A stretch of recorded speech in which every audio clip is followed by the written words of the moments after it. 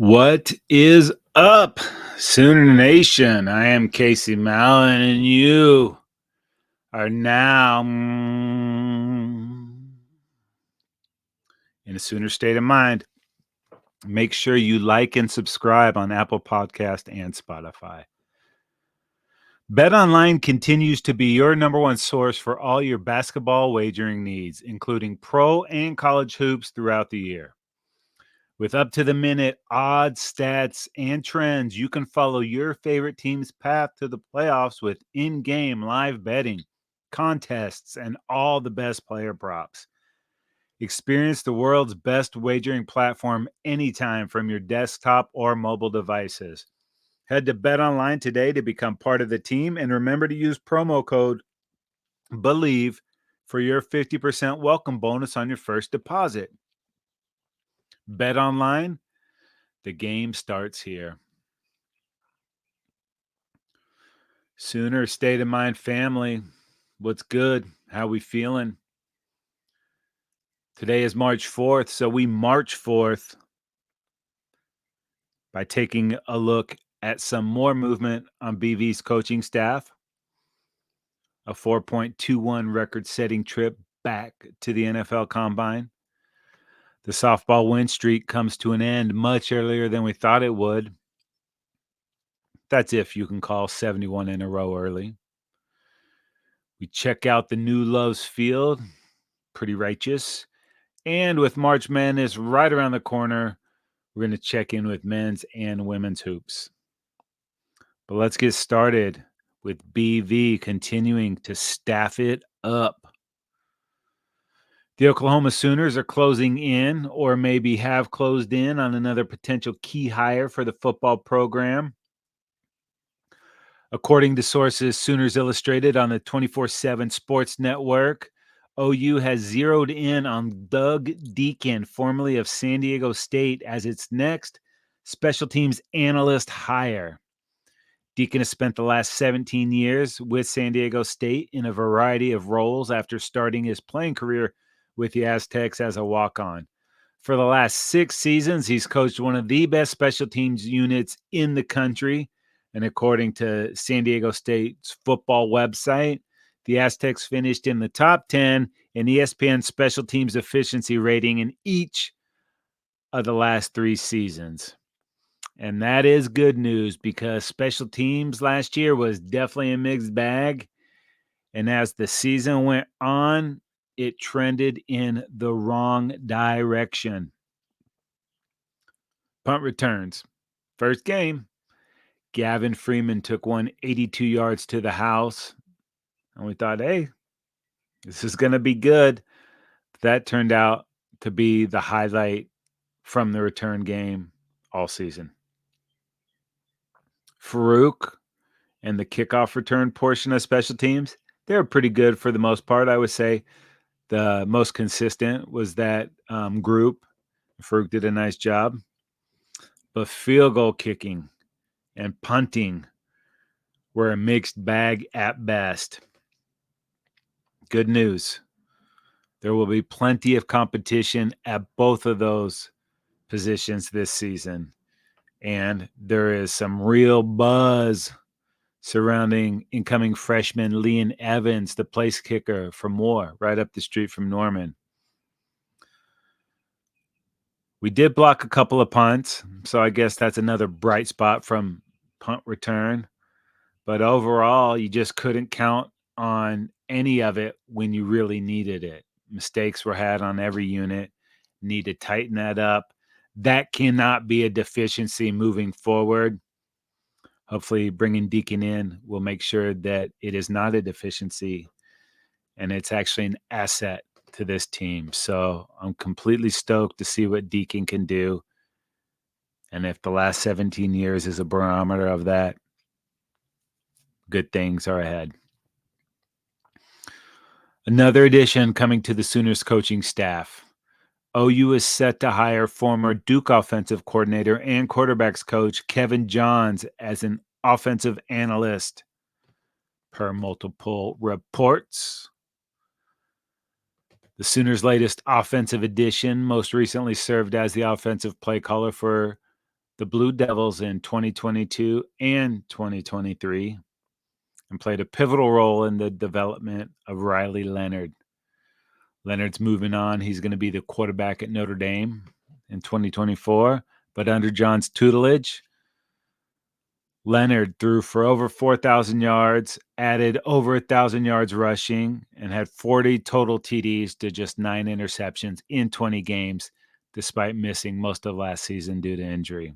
Dude was a gamer, like the way he played. I really liked his game. And hopefully Johns becomes Jackson's new BFF. Little more news for the Sooners coaching staff. Brent Venables in Oklahoma are in the process of finalizing a new contract for Todd Bates. Might already be done. Trying to lock up one of the key defensive assistants ahead of our move into the SEC. Oh, I love the sound of that. Last Thursday, Matt Zenitz of 24/7 Sports reported the new 3-year contract will make Bates one of the highest paid defensive line coaches in America, an average of $900,000 per year. Bates did have plenty of interest from other programs, including some dirty SEC program that tried to poach him. Nice try. Bates joined the Sooner staff in January of 22 following Venables from Clemson after working with him from 2017 to 2021.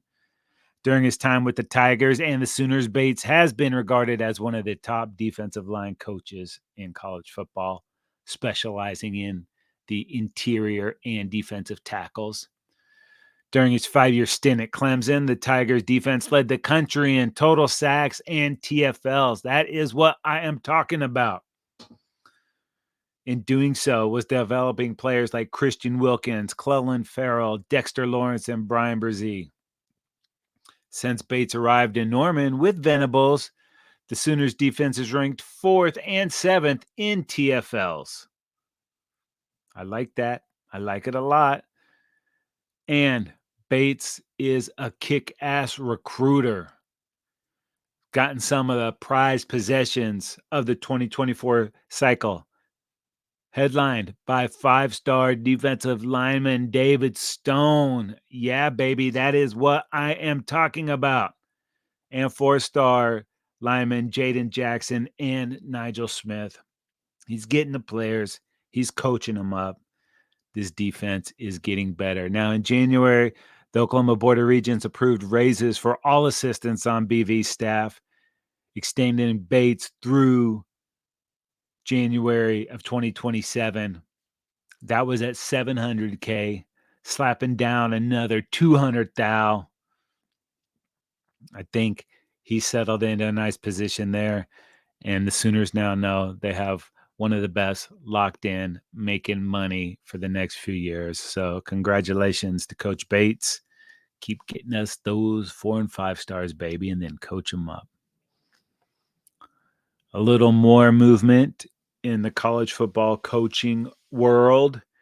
Chip Kelly leaving UCLA. Kelly is joining Ryan Day's staff at The Ohio State and has agreed to become their new offensive coordinator.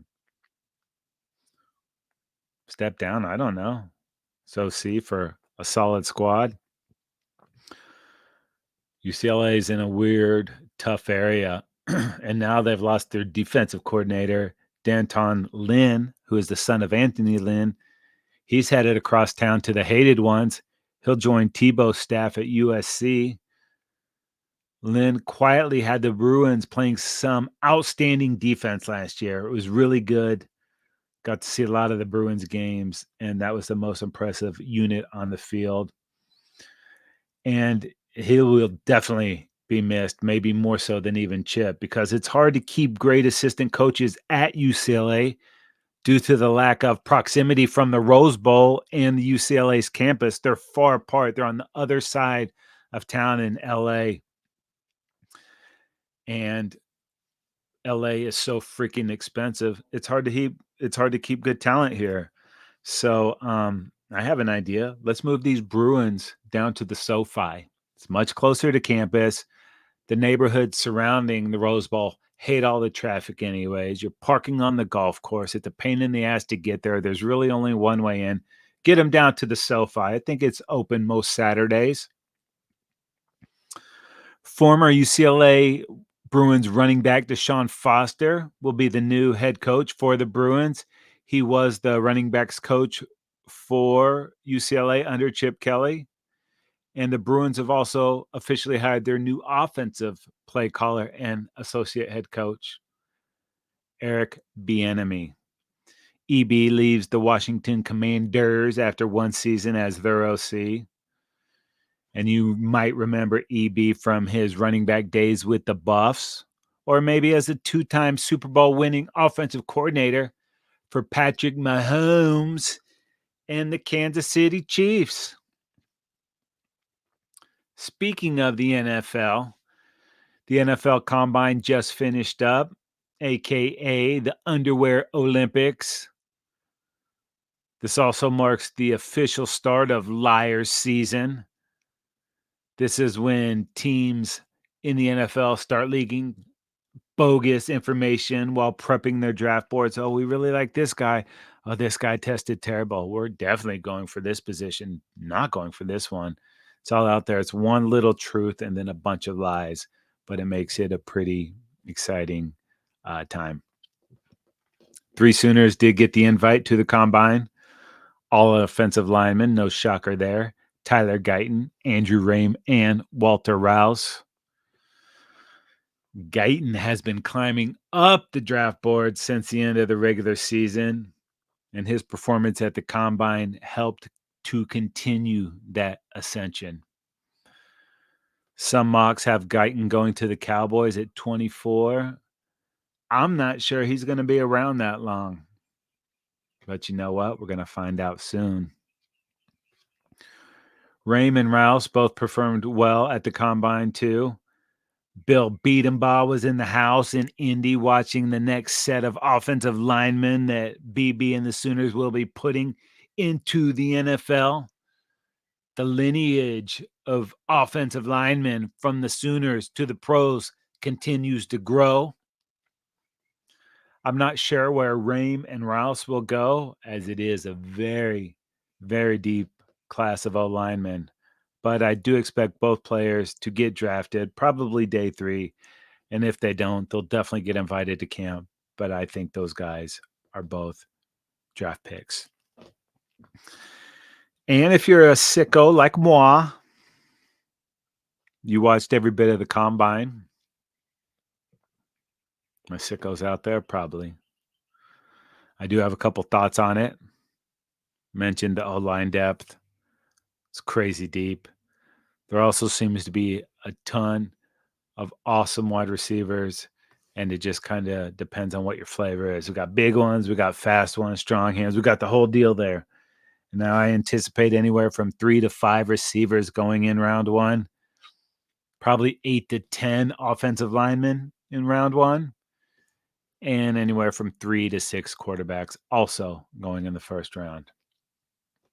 Now, a few of those projected first-round quarterbacks decided not to participate. Well, less than a few. One, really. Maybe 2 channels. But the projected number 1 overall pick, Caleb Williams, was present at the Combine, but he declined to participate. It's not really that uncommon, though. He is scheduled to do all the things he didn't do at the Combine on his pro day at USC on March 20th. Caleb's camp has now postponed his visit with Dog Bears until after his pro day. Not a huge deal, but he's making sure he and his camp call the shots. The Bears currently hold the number 1 overall pick. They can hold that pick and draft Williams. Then they have to trade Justin Fields. And what can they get for him? Or they just deal that draft pick, hold Fields, and get a bevy of riches. We're going to find out more about that situation real quick like. And in full transparency, I know I'm not super objective. That's okay. It's Sooner state of mind. I don't have to. I can come at it from a Sooner slant, and that's a good thing. But Caleb is coming off as really hard to like. To me, he's not saying the right things. He's not doing the right things. He's already pumped up in his head. So, I mean, he's a young dude. I get it. But he's not really generating any public sentiment in his camp. The skills are there. Yeah, we'll see. But it's not that dude that you just dig and like. Another former Sooner quarterback participated in the combine. Spencer Rattler was there, and he did throw. And while he didn't come off as super likable while at OU, I do find myself rooting for him. And it feels like this dude has grown a bit. I mean, came to OU, highly touted, found out real quick like that, hey, it's work here, baby. You know, come in thinking your shit doesn't stink. Surprise, surprise. Everybody's shit stinks. Hopefully he's grown from that experience. It seems like he has. Was a captain on his squad at Carolina. And hopefully this dude lands in a good situation and continues to work. In college, your physical skills make you better than most competition. But in the NFL, everybody's great there. It's the best of the best. And at quarterback, I know it's cliche, but if you're not the first dude in and the last dude to leave, your chances of succeeding at the next level diminish greatly. So hopefully Rattler's talking to the right people and doing the right things. It feels like he's getting there. So I'm definitely rooting for him. Another QB who showed up to throw was Michael Penix Jr. And I think he did enough to get his name back up towards the top of the draft. Maybe not day one, but maybe so. He definitely showed off the arm talent. And there was this dope slow-mo shot of Penix backing up, drop back, looking cool AF while throwing the ball, launching one. And it had Spencer Rattler and Pratt behind him in slow motion watching the throw and then kind of tracking it. It was just a cool, very cinematic shot. The production team doing a great job of bringing the combine to the people. Just good stuff. And how about Milton showing off the cannon, launching the ball 70 yards? Holy smokes. If dude can dial in the accuracy, his strength, arm strength is just off the charts, man. That was so fun to watch, put on a show. And that's what, perks of the ears and gets everybody interested. So definitely made himself a little bit of money. Speaking of off the charts and making money, Xavier Worthy. And I hate to ever give a horn their props, but it's definitely warranted here because Worthy was flying, setting the new combine record for the 40-yard dash at 4.21. 4.20 would have been a little better, but 4.21 is flying. He definitely made money last week, and hopefully he doesn't go to a team that I hate because it's a little easier for me to like former horns once they get to the NFL, as long as they're on teams that I can rock with. Bijan, I want to see him succeed now. Not that impartial to Atlanta, but that's a cool squad. So now that he's gone, he seems like a good dude. And we're going to find out where everybody goes on April 25th through the 27th. That's the NFL draft. It takes place this year in Detroit, Rock City, baby. Oh, cannot wait. And then just over a week from now, the tampering window for NFL free agency opens up. That's Monday, March 11th at noon Eastern Standard Time. And that runs for 2 days before the official start of free agency on March 13th. All the deals get done in those days. It's really pen to the paper on the 13th. But since they've made the tampering window legal to tamper, everybody's jumping on it. And now questions loom as to what will happen with Baker Mayfield. Baker played awesome last season, went to the Bucs, bet on himself. They weren't supposed to do anything. Baker led them to an NFC South title, a playoff win in the first round, had one of his best seasons. So, in doing so, it looked like he earned what's going to be a pretty big contract. Several teams will be interested in Baker, and his camp has allegedly said that they will not be offering the Bucs a hometown discount. Now, Tampa did just re-sign Mike Evans, so that might be a thing that makes Baker take a couple less bucks. But I wouldn't doubt if Tampa does pony up the cash to keep Baker rocking at the big sombrero. Either way, our dude is going to get paid, and that's a good thing. So we are stoked for Baker. NFL free agency is March Madness for the NFL, but NCAA March Madness is right around the corner too. And the Lady Sooners put a dagger in the hearts of Horns last week, beating them with the last-second three-pointer to earn the regular season Big 12 championship. They finished conference play at 15-3, and they'll have to wait to see who they will face in the Big 12 tourney. Congratulations on another championship. Well done. And the Sooner men dropped a heartbreaking loss, which is becoming a trend, unfortunately. They lose to a former Sooner, Kelvin Sampson, and the number one ranked Houston Cougars. The Cougs, Jamal Sheed, a little putback with 0.4 seconds left to beat the Sooners 87-85 on Saturday night. Just a brutal loss. And these Sooners, they're pretty good, and they're close to being really good. Lost some close games to some really good teams. And you know what? The Big 12 is so brutal this year. A lot of outstanding teams in the conference. That is going to have the Sooners ready if they can get into the big dance. They have 2 regular season games left versus Cincy and then at Texas with 2 S's. Hopefully they've done enough to get into the tourney, but if they can finish strong, 2 more dubs ought to be enough.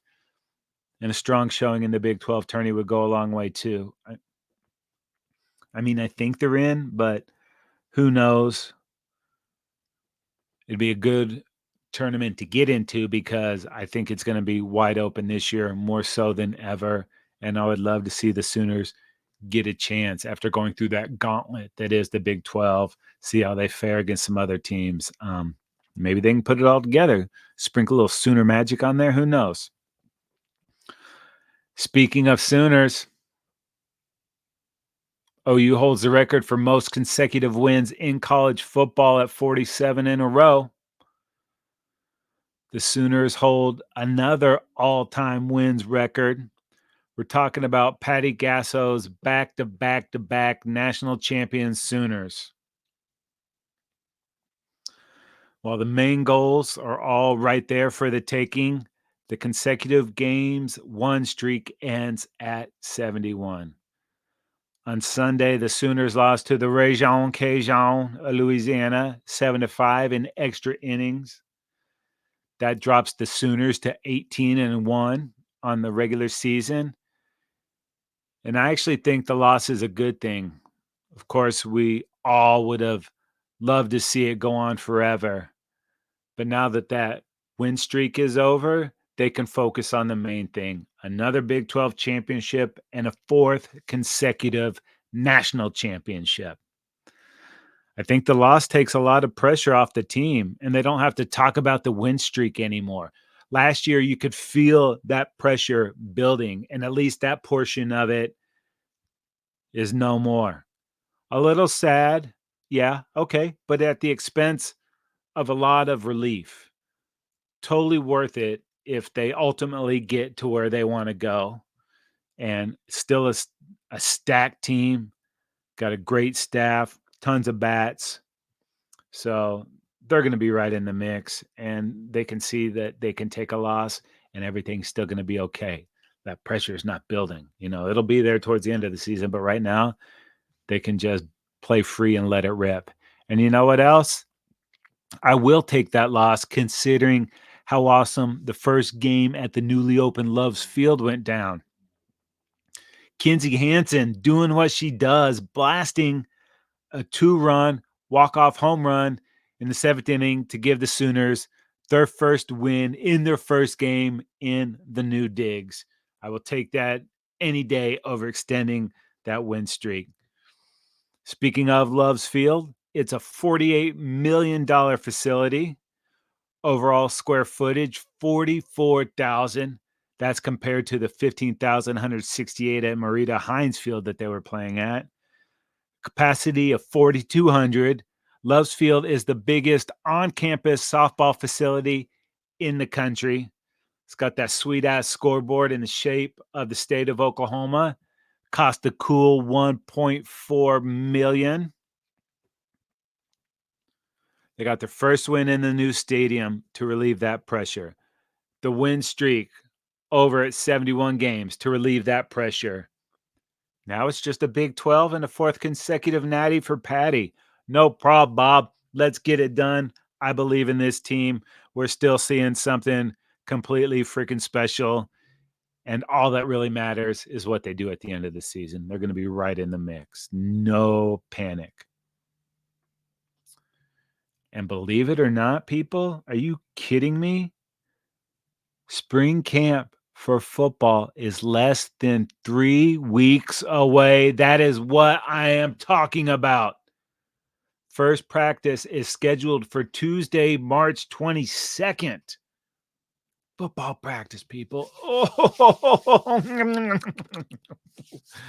And it's just over 6 weeks, 47 days, or 1,112 hours until the OU spring game on April 20th. 420, hey.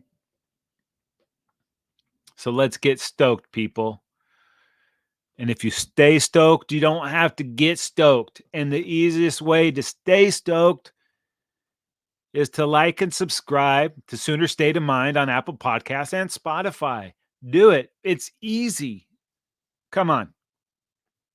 Also, head on over to Believe.com. That's BLEAV.com. Go to shows. Type in Sooner State of Mind. You're locked. We have a ton of great content. Every team, every topic, everywhere, Believe.com. And if you're just listening to Sooner State of Mind right now and you want to get the eyeballs on it, head on over to YouTube and search The Football Dudes. We are there. Sooner State of Mind is brought to you by BetOnline. My name is Casey Mallon, and I am in a Sooner state of mind.